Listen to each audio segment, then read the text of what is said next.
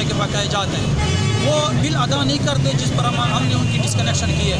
उसमें 50-60 बंदों को लेकर कामरान पट्टी बंद नाजिम है, वो उसके घर पे गया है, चादर चार दीवारी का तकद्दस पामाल किया है।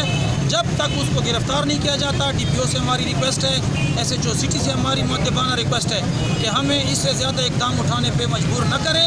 उनको फ़ौरन गिरफ़्तार किया जाए और मेरे स्टाफ को तहफ़्फ़ुज़ दिया जाए। मेरे स्टाफ का तहफ़्फ़ुज़ होगा तो आवाम को बिजली दी जाएगी, मेरे स्टाफ का तहफ़्फ़ुज़ नहीं होगा तो मेरा स्टाफ का काम नहीं करेगा, दफ्तर मेरे बंद रहेगा।